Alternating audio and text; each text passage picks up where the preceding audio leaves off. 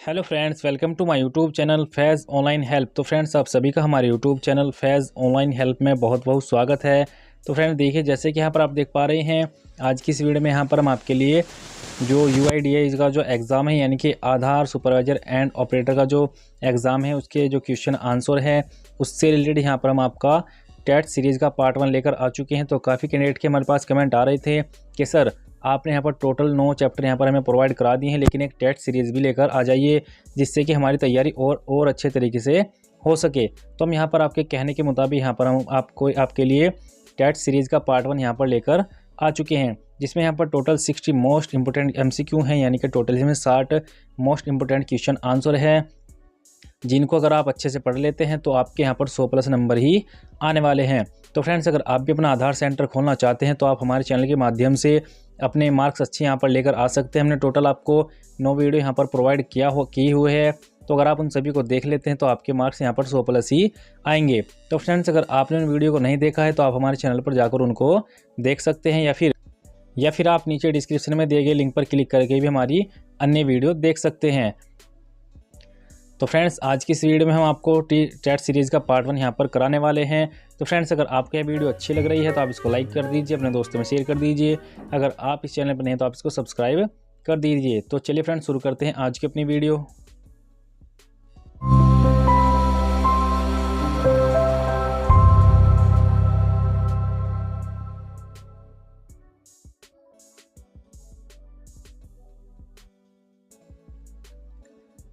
तो देखिए फ्रेंड्स, हम डायरेक्टली आपको यहाँ पर क्वेश्चन आंसर लेकर आ चुके हैं। तो फ्रेंड्स, इसमें हम आपको आज की इस वीडियो में टेट सीरीज़ का पार्ट 1 यहाँ पर लेकर आए हैं, जिसमें कि आपको very most important question answer हम आपको यहाँ पर कराने वाले हैं। तो इसमें टोटल 60 क्वेश्चन आंसर है, तो आप इनको सभी को अच्छे से पढ़ लीजिए। तो फ्रेंड्स, यहाँ पर टोटल जो 60 क्वेश्चन है, हमने यहाँ पर टाइमर लगाया हुआ है। आपको वह टाइमर के ख़त्म होने से पहले आपको हमें कमेंट बॉक्स में बताना है कि जो उसका राइट आंसर है वो कौन सा होने वाला है। तो जैसे कि हम यहाँ पर आपको दिखा देते हैं, क्वेश्चन नंबर 1 पे जहाँ पर लेकर चलते हैं। तो क्वेश्चन नंबर 1, आधार अधिनियम 2016 को पारित करके निम्नलिखित में से किसने UIDAI की स्थापना की थी। तो यहाँ पर इसमें आपका टाइम स्टार्ट हो चुका है, तो आपको यहाँ पर बताना है इसका जो राइट आंसर है, हमें कमेंट बॉक्स में बताना है।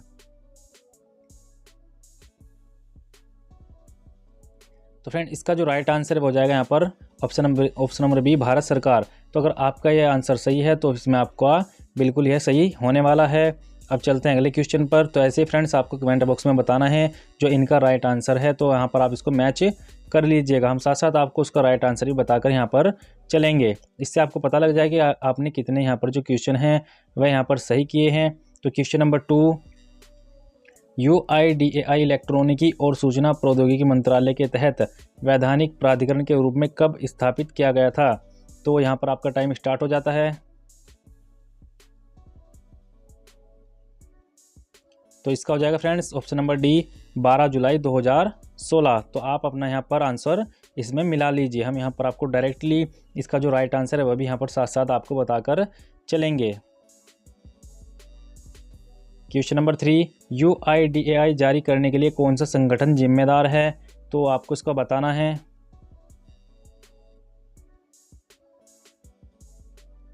तो इसका हो जाएगा friends option number D, UIDAI।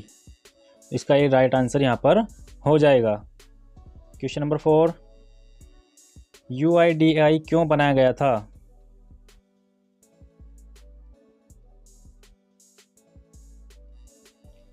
तो इसका हो जाएगा फ्रेंड्स ऑप्शन नंबर डी, 1 तथा 2 दोनों, यानी कि डुप्लीकेट और नकली पहचान को ख़त्म करने के लिए, मजबूत तकनीक प्रदान करने के लिए, और ऑप्शन नंबर बी, ऐसी पहचान प्रदान करना जिसे एक आसान लागत प्रभावी तरीके से सत्यापित और प्रमाणित किया जा सके। तो फ्रेंड्स, ये हम यहाँ पर आपको काफ़ी मोस्ट इंपोर्टेंट क्वेश्चन करा रहे हैं, तो इनको आप बहुत अच्छे तरीके से यहाँ पर पढ़ लीजिएगा। क्वेश्चन नंबर 5, आधार नामांकन या अद्यतन विनियम 2016 सरकारी राजपत्र में कब प्रकाशित हुआ था। तो इसका यहाँ पर राइट आंसर आप हमें कमेंट बॉक्स में बता दीजिए।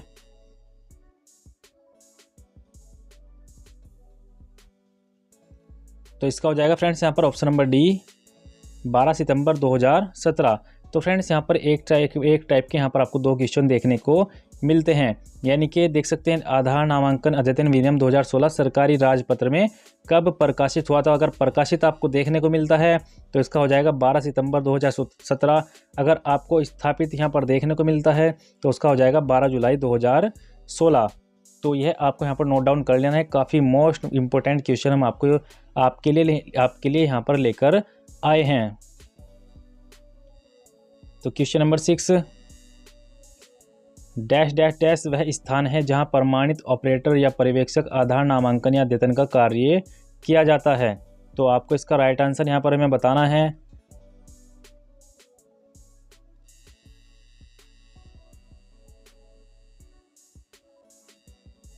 तो इसका जो राइट आंसर हो जाएगा ऑप्शन नंबर ए, नामांकन केंद्र। तो यहाँ पर जिस भी कैंडिडेट ने यहाँ पर नामांकन केंद्र किया है तो वह यहाँ पर उसका राइट आंसर हो जाएगा। Question number 7, dash dash dash एक व्यक्ति है जो रजिस्ट्रार और प्राधिकरण के साथ पंजीकृत है, जो किसी ऐसे व्यक्ति की पहचान की पुष्टि करता है जिसके पास कोई वैध पीओआई और पीओए नहीं है। तो इसका यहाँ पर हमें राइट आंसर बता दीजिए।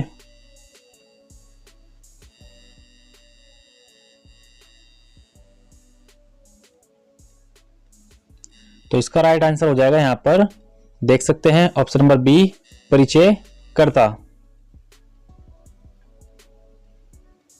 तो इसका जो राइट आंसर हो जाएगा यहाँ पर ऑप्शन नंबर बी, परिचयकर्ता is right answer. Question number 8, नामांकन पहचान संख्या ईआईडी नामांकन के समय निवासी को आवंटित एक डैश डैश अंक संख्या है। तो हमें बताना है क्या है इसमें।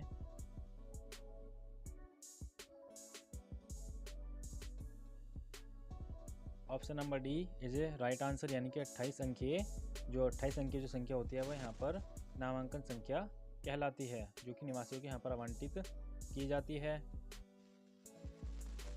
क्वेश्चन नंबर 9, निवासी एक व्यक्ति है जो आधार नामांकन या आवेदन के लिए आवेदन की तारीख से पहले 12 महीनों में डैश डैश दिन या उससे अधिक की अवधि में से भारत में रह रहा हो। तो इसका राइट आंसर बताइए।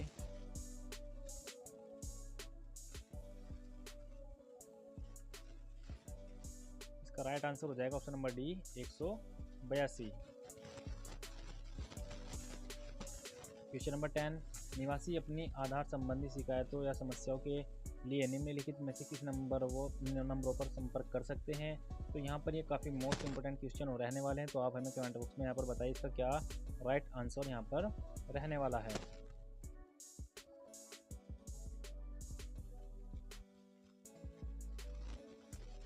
तो इसका हो जाएगा यहाँ पर option number A is right answer, 1947। तो मैंने आपको इसमें एक ट्रिक बताई थी कि हमारा देश कब आज़ाद हुआ था, 1947 में। तो आप इसको याद कर लीजिए। क्वेश्चन नंबर 11, आधार विशिष्ट है क्योंकि डैश डैश।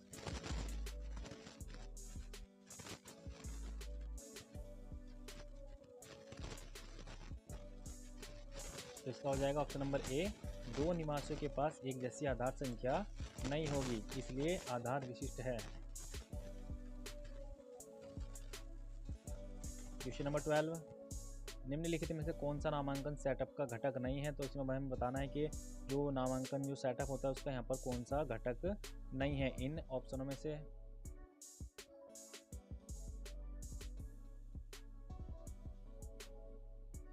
तो इसका हो जाएगा ऑप्शन नंबर सी, बम डिटेक्टर। तो आप यहाँ पर अपने मिलान कर सकते हैं आप कितने क्वेश्चनों का यहाँ पर सही आंसर दे रहे हैं। तो आपको अभी पता चल जाएगा आप फेल होते हैं या फिर पास होते हैं।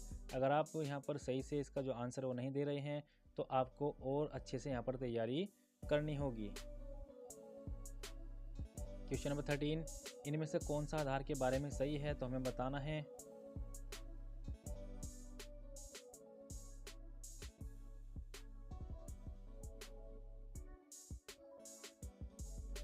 तो इसका हो जाएगा ऑप्शन नंबर डी, आधार सफल प्रमाणीकरण के द्वारा निवासियों की पहचान को सक्षम बनाता है, बिल्कुल सही। Question number 14, dash dash dash एक संख्या निवासी को आधार सूचित करने का एक दस्तावेज है।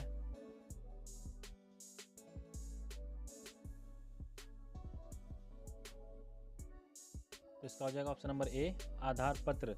यानी कि आधार पत्र संख्या निवासी को आधार सूचित करने का एक दस्तावेज होता है। क्वेश्चन नंबर 15, आधार का उपयोग नागरिकता स्थापित करने के लिए किया जाएगा।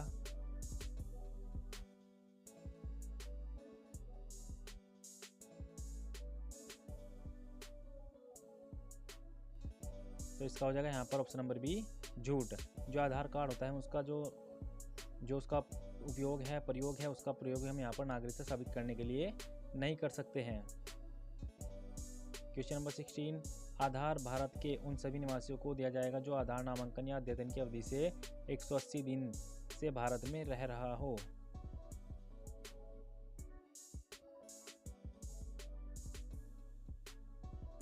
तो इसका हो जाएगा ऑप्शन नंबर ए सच, बिल्कुल सही है। क्वेश्चन नंबर 17, आधार संख्या 15 अंकों की संख्या होती है।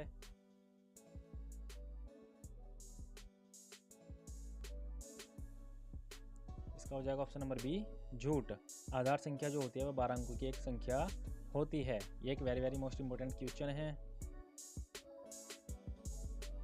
क्वेश्चन नंबर 18, आधार नामांकन या अपडेट के लिए डैश में विनिर्दिष्ट रजिस्ट्रार को हर समय आधार संहिता का पालन करना चाहिए।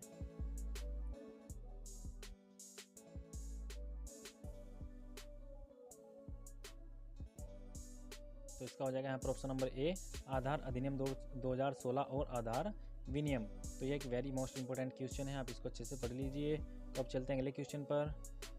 क्वेश्चन नंबर 19, निम्नलिखित मानदंडों में से किन व्यक्ति को एक पर्यवेक्षक की भूमिका के लिए योग्य होने की अर्हता प्राप्त करना चाहिए। तो हमें इसका एक राइट आंसर यहाँ पर बताना है। तो इसमें कुछ ऑप्शन बताए गए हैं, मैं उनको यहाँ पर रीड करके दिखा देता हूँ। उम्र 18 वर्ष और उससे ऊपर होनी चाहिए, 10+2 पास होना चाहिए, आधार नंबर होना चाहिए, एक परीक्षण और प्रमाण एजेंसी से पर्यवेक्षक प्रमाण पत्र प्राप्त होना चाहिए, बेसिक कंप्यूटर में प्रमाण पत्र होना चाहिए। तो आपका टाइम स्टार्ट होता है।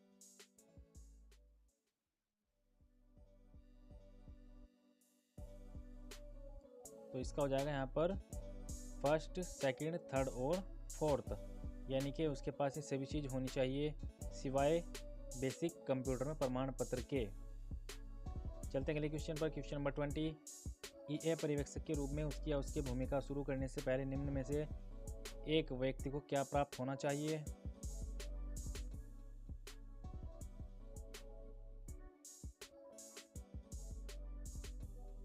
तो इसका हो जाएगा option number C is right answer. स्थानीय भाषा, कीबोर्ड और साथ में लिप्यंतरण सहज होना चाहिए। चलते हैं अगले क्वेश्चन पर। क्वेश्चन नंबर 21, परिचयकर्ता आधारित नामांकन के मामले में दी गई कौन सी अतिरिक्त जानकारी को एकत्र करना चाहिए।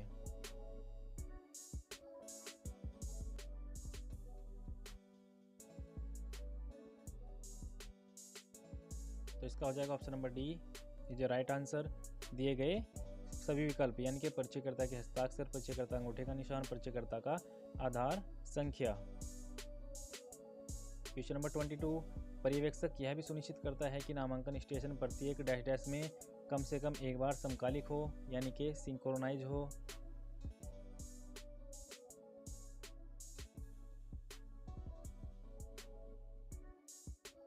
तो इसका हो जाएगा ऑप्शन नंबर ए 10 दिन, यानी कि पर्यवेक्षक यह भी सुनिश्चित करता है कि नामांकन स्टेशन प्रत्येक 10 दिन में कम से कम एक बार सिंक्रोनाइज किया जाना चाहिए। क्वेश्चन नंबर 23, पर्यवेक्षक को निम्नलिखित में से कौन सा बैकअप, सिंक और डेटा भेजने के लिए सुनिश्चित करना चाहिए। तो आप इसका राइट आंसर यहाँ पर बता सकते हैं।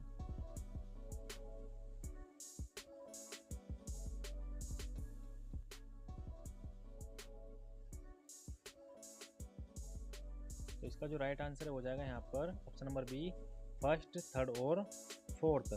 तो देख लेते हैं यहाँ पर इसका फर्स्ट, थर्ड और फोर्थ कौन सा है। तो यहाँ पर देख सकते हैं फर्स्ट में बाह्य हार्ड डिस्क पर दिनों में 2 बार नामांकन डेटा का बैकअप लें, और देख सकते हैं थर्ड, हर 10 दिनों में कम से कम एक बार नामांकन विवरण भेजें। फोर्थ में देख सकते हैं भेजे गए डेटा के लिए एक रजिस्टर बनाएं। क्वेश्चन नंबर 24, दिन के अंत में पर्यवेक्षक को ऑपरेटर को उसके द्वारा बनाई नामांकन पैकेट की समीक्षा करने की अनुमति देनी चाहिए। तो आपको सही गलत यहाँ पर बताना है।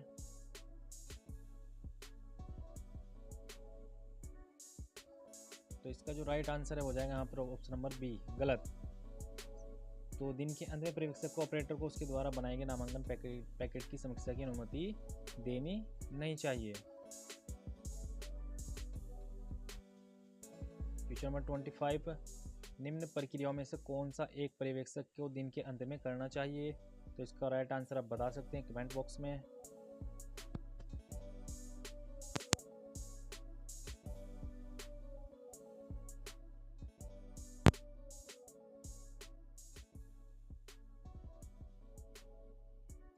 तो इसका जो राइट आंसर है हो जाएगा यहाँ पर ऑप्शन नंबर ए, उसकी या फिर उसके फिंगरप्रिंट देकर हस्ताक्षर करें। Is a very very very most important question. Question number 26, एक ऑपरेटर एक पर्यवेक्षक कौन है? ये एक ऑपरेटर या फिर पर्यवेक्षक कौन है हमें यहाँ पर बताना है। तो आप यहाँ पर ऑप्शन देख सकते हैं।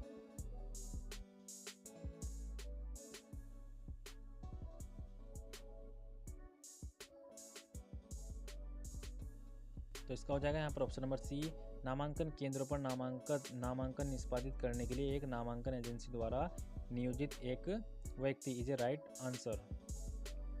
क्वेश्चन नंबर 27, एक व्यक्ति का ऑपरेटर या फिर पर्यवेक्षक की भूमिका के लिए निम्न में से कौन सा पात्रता मापदंड है? तो आप इसका जो राइट आंसर है वो बता सकते हैं।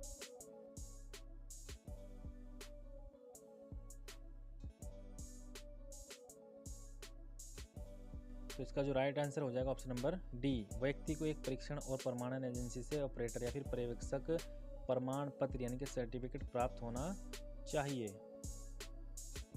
क्वेश्चन नंबर 28, निवासी के आधार नामांकन या फिर अद्यतन फॉर्म की जांच करते समय एक ऑपरेटर या फिर पर्यवेक्षक को निम्न में से क्या सुनिश्चित करना चाहिए?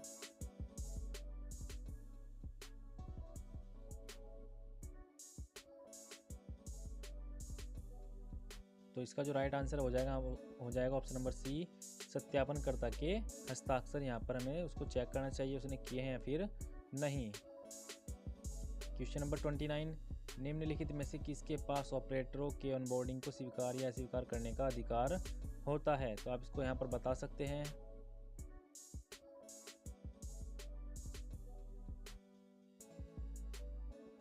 तो इसका जो राइट आंसर हो जाएगा ऑप्शन नंबर बी, UIDAI का क्षेत्रीय कार्यालय। क्वेश्चन नंबर 30, एक बच्चे का नामांकन करने के लिए निम्न में से क्या उपयोग किया जाता है? तो आपको यहाँ पर राइट आंसर इसका बताना है। तो फ्रेंड्स आप अपने यहाँ पर जो इसके राइट आंसर उनका यहाँ पर मिलान कर से मैच कर सकते हैं कि आपके यहाँ पर कितने आंसर हैं जो कि सही जा रहे हैं। आपको आज ही पता लग जाएगा कि आपने कितने यहाँ पर जो कि क्वेश्चन है वो अटेम्प्ट किए हैं और कितने आप यहाँ पर नंबर अपने लेकर आ सकते हैं, कितने मार्क्स से आप यहाँ पर पास हो सकते हैं। तो इसका जो राइट आंसर फ्रेंड्स हो जाएगा यहाँ पर option number A, CELC tablet. तो यह एक very very very most important question है। तो हमने यहाँ पर छांट कर टोटल जो इसके 60 इंपोर्टेंट क्वेश्चन है वो यहाँ पर इसमें हम पार्ट 1 में इसके लेकर आ चुके हैं। तो आप इनको अच्छे से पढ़ लीजिए। क्वेश्चन नंबर 31, सत्यापनकर्ता कौन है? तो हम इसमें बताना जो सत्यापनकर्ता है वो कौन है।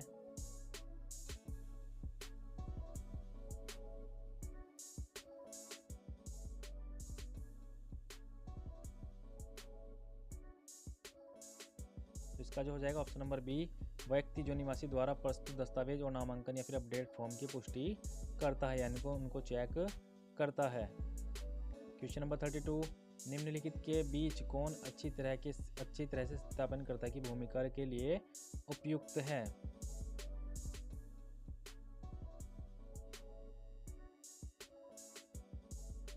तो इसका जो राइट आंसर हो जाएगा यहाँ पर ऑप्शन नंबर बी, सेवानिवृत्त सरकारी अधिकारी। तो जो सेवानिवृत्त सरकारी अधिकारी है यानी कि जो सेवा से यहाँ पर सेवानिवृत्त हो चुके हैं, उन्होंने अपनी सेवा यहाँ पर दे दी है, तो वह यहाँ पर उपयुक्त रहते हैं सत्यापनकर्ता की भूमिका निभाने के लिए। अब चलते हैं अगले क्वेश्चन पर। क्वेश्चन नंबर 33, निवासी द्वारा प्रस्तुत निम्नलिखित दस्तावेजों में से कौन सा POA के रूप में सत्यापन प्रयोजन के लिए स्वीकार्य है?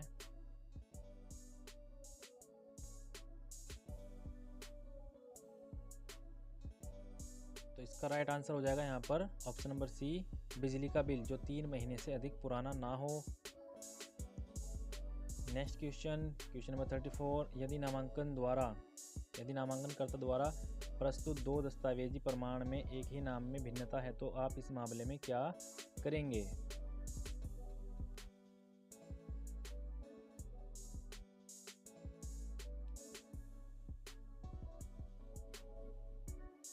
तो इसका हो जाएगा यहाँ पर ऑप्शन नंबर डी, पीओए दस्तावेज में दर्ज नाम को दर्ज करें।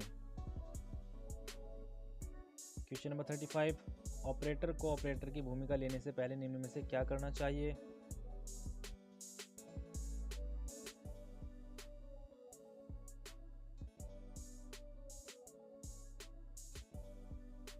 तो इसका हो जाएगा यहाँ पर ऑप्शन नंबर बी। प्राधिकरण की वेबसाइट पर उपलब्ध आधार नामांकन में अपडेट और प्रमाणित प्रशिक्षण सामग्री को पढ़ें। क्वेश्चन नंबर 36, पर्यवेक्षक यह सुनिश्चित करें कि नामांकन केंद्र के कर्मचारी निर्धारित शुल्क के अलावा कोई भी अतिरिक्त पैसे के लिए ना कहें।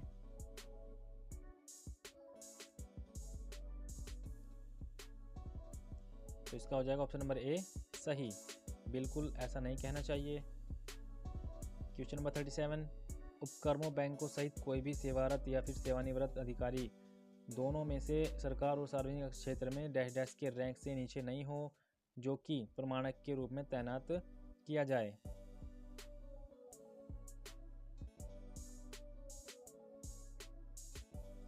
Option number C is right answer. Group C यानी कि ग्रुप सी की रैंक से नीचे नहीं होना चाहिए। मैंने आपको इसकी जो शॉर्ट ट्रिक है वो बताई थी। अगर आपको ग्रुप सी कहीं पर भी देखने को मिले, किसी भी क्वेश्चन के ऑप्शन में आपको देखने को मिले, तो आप उसको बेझिझक यहाँ पर राइट कर दीजिए, यही आपका राइट आंसर होने वाला है। क्वेश्चन नंबर 38, जब परिवार के नामांकन करवा रहे हों तो परिवार के मुखिया को हमेशा परिवार के सदस्य के साथ जाना चाहिए।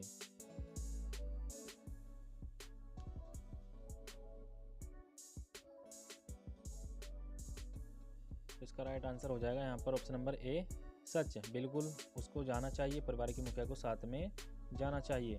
क्वेश्चन नंबर 39, परिवार के मुखिया आधारित सत्यापन के मामले में नामांकन या फिर अद्यतन फॉर्म में परिवार के मुखिया का विवरण सत्यापित करना अनिवार्य नहीं है।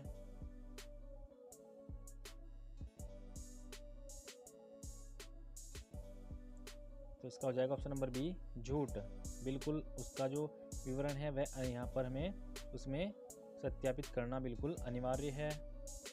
क्वेश्चन नंबर 40, आधार के लिए एक निवासी का नामांकन करने के लिए धर्म और जाति नोट करना अनिवार्य है।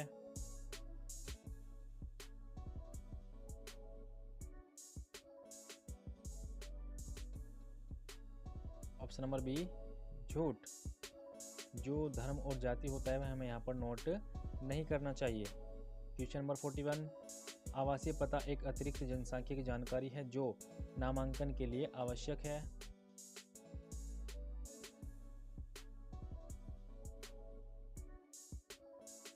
तो इसका हो जाएगा ऑप्शन नंबर बी झूठ, आवासीय पता एक अतिरिक्त जनसांख्यिकीय जानकारी नहीं है। क्वेश्चन नंबर 42, नाम एक जनसांख्यिकीय जानकारी है जो नामांकन के दौरान प्रदान करना आवश्यक है। तो आप इनके जो राइट आंसर है वो हमें यहाँ पर कमेंट बॉक्स में ज़रूर बताएं। और फ्रेंड्स, इस वीडियो के लास्ट में जब यह वीडियो यहाँ पर पूरी हो जाए तो आप हमें ज़रूर बताएं कि आपने कितने जो क्वेश्चन है वो यहाँ पर अटैम्प्ट किए हैं, कितने आपके जो 60 में से यहाँ पर कितने जो राइट आंसर है वो आए हैं, आप हमें नीचे कमेंट बॉक्स में ज़रूर बताएँ।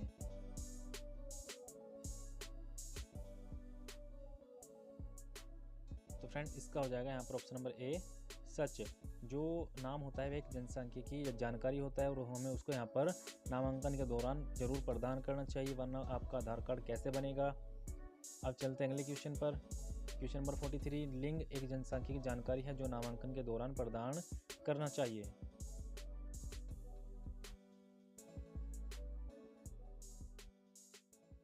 तो इसका हो जाएगा यहाँ पर ऑप्शन नंबर ए सच, नाम भी एक जनसांख्यिकीय जानकारी है, लिंग भी एक जनसांख्यिकीय जानकारी है जो कि हमें नामांकन के दौरान प्रदान जरूर करना चाहिए। अब चलते हैं अगले क्वेश्चन पर। क्वेश्चन नंबर 44, एक ऑपरेटर को हर दिन नामांकन की शुरुआत में जीपीएस निर्देशांक पर कैप्चर करना चाहिए।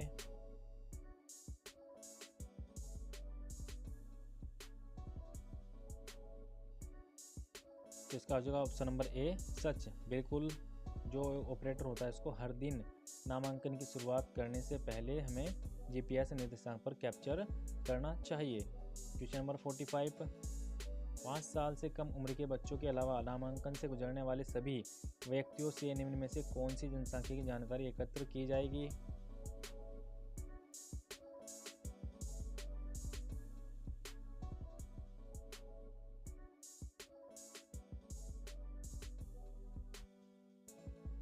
इसका हो जाएगा यहाँ पर ऑप्शन नंबर सी, नाम, जन्मलिंग, जन्मतिथि, आवासीय पता। क्वेश्चन नंबर 46, एक निवासी बख्तियार राहुल शर्मा ने नामांकन के लिए आपसे संपर्क किया है, निम्न में से कौन सी प्रणाली उसका नाम दर्ज करने के लिए वही सही रास्ता है।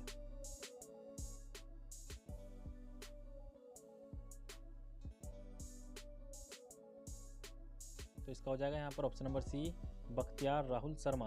तो मैंने आपको बताया था कि ये एक वेरी मोस्ट इंपोर्टेंट क्वेश्चन है, और आपको कहीं भी आपको बख्तियार राहुल शर्मा पूरा नेम आपको देखने को मिले तो आप उसको बेझिझक राइट कर दीजिए। चलते अगले क्वेश्चन पर। क्वेश्चन नंबर 47, सुकुमार राजपाल ने आपसे आधार के लिए नामांकन करने के लिए संपर्क किया है। आप पाते हैं कि उसके स्नातक प्रमाण पत्र जो POI के रूप में प्रस्तुत किया है में सुकुमार राजपाल है, और जबकि बिजली का बिल जो POA के रूप में प्रस्तुत किया जाता है में राज सुकुमार पाल है। आप इस मामले में आधार पंजीकरण प्रारूप में उसका कौन सा नाम दर्ज करेंगे या फिर किया जाना चाहिए।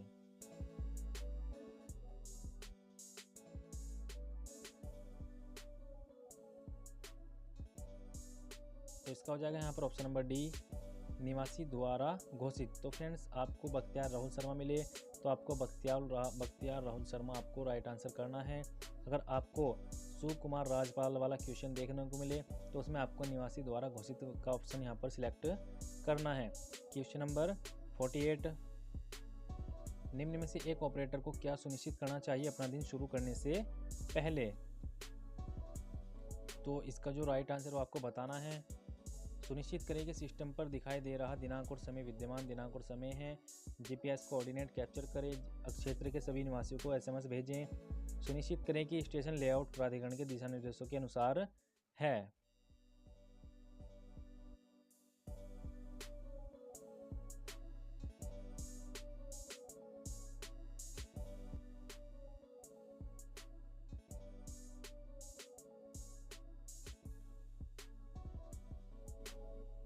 तो इसका जो राइट आंसर हो जाएगा फ्रेंड्स यहाँ पर ऑप्शन नंबर डी, प्रथम, सेकंड और फोर्थ, यानी कि सुनिश्चित करें कि सिस्टम पर दिखाई दे रहा दिनांक और समय विद्यमान समय और दिनांक है।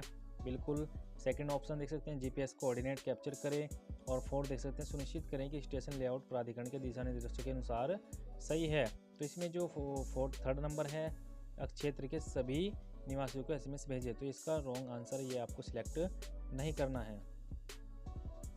क्वेश्चन नंबर 49, प्राधिकरण पंजीकों को निवासियों से जनसांख्यिकी की जानकारी और बायोमेट्रिक जानकारी अपडेट करने हेतु डैश राशि जो प्राधिकरण द्वारा निर्दिष्ट राशि से अधिक ना हो प्रभावित करने के लिए अधिकृत कर सकता है।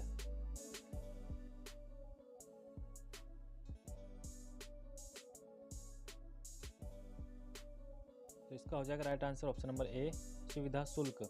तो वह उससे सुविधा शुल्क ले सकता है, अन्यथा उससे ज़्यादा यहाँ पर जो है पैसे नहीं ले सकता है।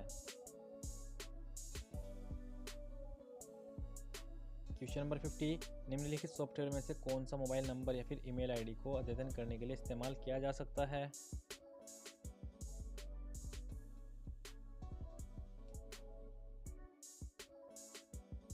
तो इसका हो जाएगा ऑप्शन नंबर ए, अद्यतन क्लाइंट लाइट। क्वेश्चन नंबर 51, प्राधिकरण द्वारा निर्दिष्ट प्रक्रिया के अनुसार डैश डैश आयु और डैश डैश आयु प्राप्त करने के बाद प्राधिकरण को बच्चों की बायोमेट्रिक जानकारी अपडेट की जानी चाहिए, जो कि बच्चों के लिए एक अनिवार्य आवश्यकता है।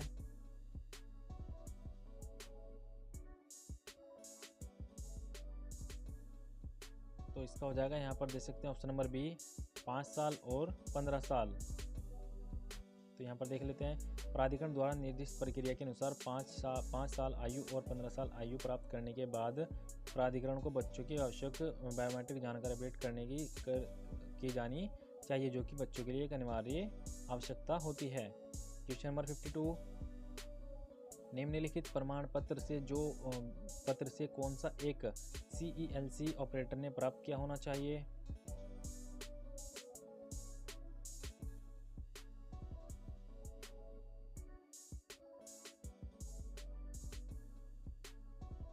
तो इसका जो राइट आंसर हो जाएगा option number C, CELC operator certificate. तो उसके बाद एक CELC ऑपरेटर सर्टिफिकेट होना चाहिए, तो आप क्वेश्चन में पढ़कर भी देख सकते हैं।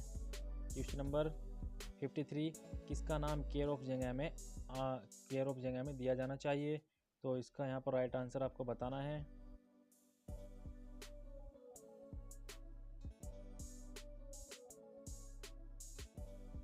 तो इसका राइट आंसर हो जाएगा ऑप्शन नंबर डी, परिवार का मुखिया।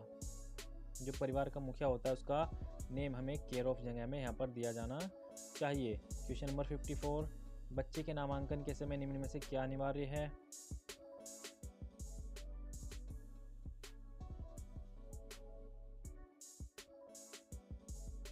इसका हो जाएगा ऑप्शन नंबर ए, माता पिता का आधार नंबर। तो माता पिता का आधार नंबर यहाँ पर अनिवार्य होता है बच्चे के नामांकन करने के लिए। क्वेश्चन नंबर 55, प्राधिकरण डैश डैश उपलब्ध करेगा जिसका उपयोग कर रजिस्ट्रार एक सूचीबद्ध नामांकन एजेंसी को CIDR में भेज सकता है।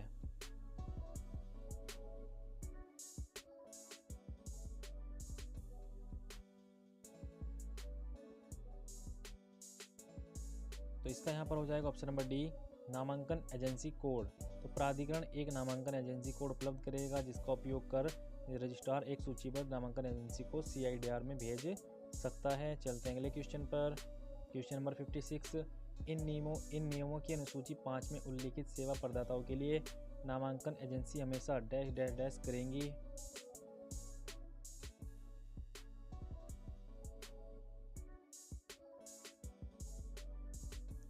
तो इसका हो जाएगा यहाँ पर ऑप्शन नंबर बी, आचार संहिता।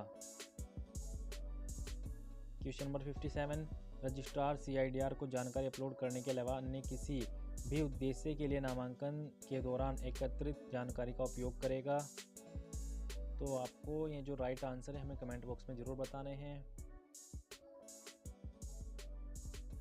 तो इसका हो जाएगा ऑप्शन नंबर बी, झूठ। जो रजिस्ट्रार होता है वो CIDR को जानकारी अपलोड करने के अलावा अन्य किसी भी उद्देश्य से किसी भी अन्य पर्सन को जानकारी एक जो है कि उसको प्रदान नहीं कर सकता है। चलते हैं अगले क्वेश्चन पर। क्वेश्चन नंबर 58, अधिनियम के तहत किए जा सकने वाले कार्यों के प्रति पूर्वग्रह के बिना किसी भी सेवा प्रदाता या फिर अन्य व्यक्ति द्वारा किसी भी विनियम की प्रक्रिया, मानक, दिशा निर्देश या फिर आदेश का उल्लंघन कर इस तरह के सेवा प्रदाताओं की गतिविधि का डैश डैश हो सकता है।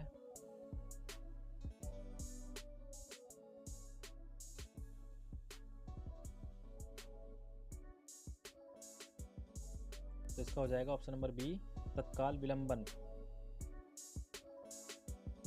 तो फ्रेंड्स आपको क्वेश्चन पर फोकस नहीं करना है, आपको डायरेक्टली जाना है इसके ऑप्शन पर।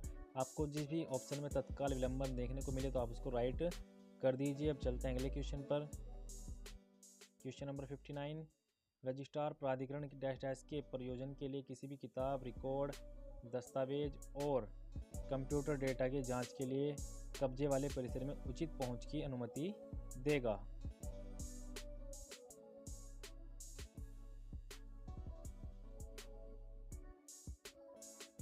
तो इसका हो जाएगा फ्रेंड्स ऑप्शन नंबर सी, लेखा परीक्षा। तो अगर ये भी लेखा परीक्षा आपको कहीं भी किसी भी ऑप्शन में देखने को मिले तो आप इसको बेझिझक राइट कर दीजिए, यह इसका राइट आंसर यहाँ पर होने वाला है। अब चलते हैं अगले क्वेश्चन पर। क्वेश्चन नंबर 60 एंड इसी वीडियो का लास्ट क्वेश्चन। इनमें से कौन रजिस्ट्रार के रूप में नियुक्ति के लिए पात्र संस्थाएं हैं।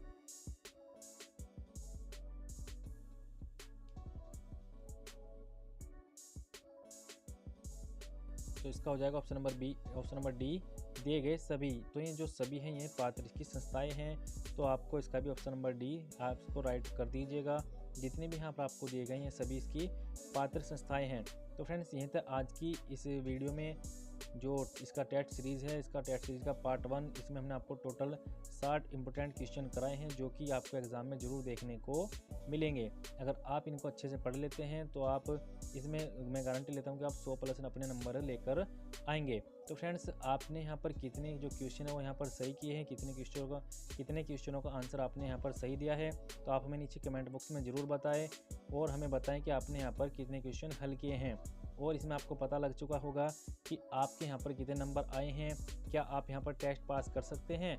अगर आपके नंबर यहाँ पर कम आए हैं तो अगर फ्रेंड्स आपके 60 में से 40 नंबर यहाँ पर आए हैं तो मैं गारंटी लेता हूं कि आपके 100+ यहाँ पर नंबर आएंगे एग्ज़ाम में। अगर आपके 40 से कम आए हैं तो आपको फिर से यहाँ पर पढ़ना होगा, दोबारा से हमारी चैनल की वीडियो को देखना होगा और अच्छे से तैयारी करना होगा।